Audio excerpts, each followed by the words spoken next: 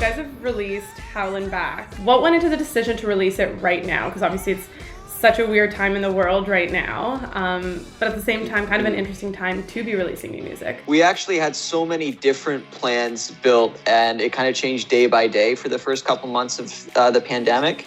And you know, we've got a lot of different videos and projects that we've been working on with the band, and we just decided to switch gears and go with Howlin Back because I think it's our most upbeat and rocking tune on the record. Yeah, and that's what people need right now, you know? Like, people need something more like upbeat and like inspiring to just kind of like get up in the morning during these times. And this is a song that kind of fills you with energy and it rolls along. So this song actually stemmed from like an old jam, and we just kept playing it and it just kind of mutated over the course of time. And then we brought it in to Dave and we shaped it further there. Totally. Yes. I feel like you guys have used the word blackgrass to describe yourselves, and that's what this track sounds like to me, like on the dot. Sick. Yeah, it definitely has the blackgrass like roots.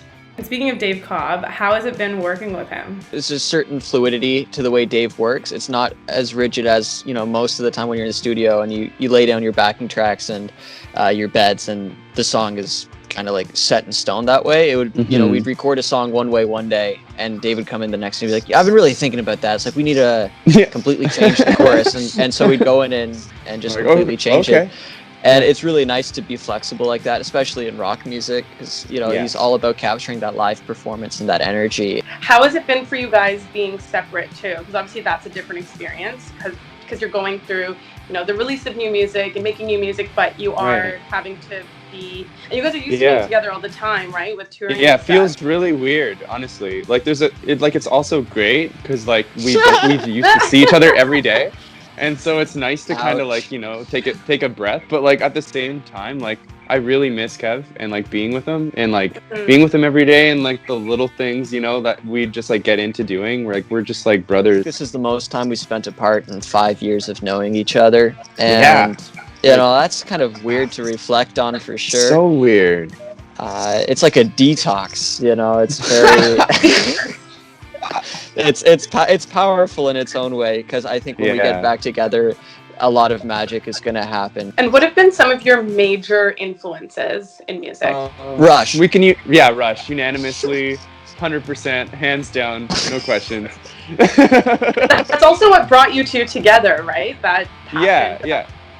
It's the glue that like basically Rush and Spaceballs keep like our love alive. It's like our band religion. Is Rush, and through Rush anything is possible. Like, what surprised you the most about yourselves during this time? I think I'm surprised by how much I'm able to eat in this time. I'm not surprised. You're eating out of boredom too. Oh yeah, exactly. It's a good hobby for sure. What song are you listening to the most right now? I think Over the Hills and Far Away is one of the most played songs in the last like month for sure. Do you guys have any quarantine resolutions or kind of new hobbies or new things you kind of want to teach yourself during this time? Well, I've picked up like learning guitar, and that's been a pretty cool adventure because I've always wanted to do that, so that's what I've been working on. Yeah, Cody's like a natural musician. Every instrument they pick up is just, it flows through effortlessly.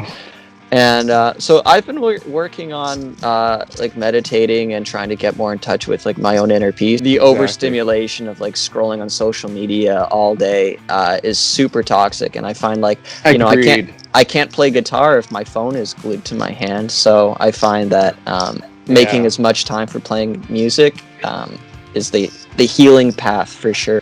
Like I'd say like no matter how dark things may seem right now, it's got to end sometime, and you know, we're all gonna get through this, and you know, we might be writing this year off and it might be the lost year, but that's okay because it's okay. We pick ourselves back up and we go again, and we have a lot more music coming your way.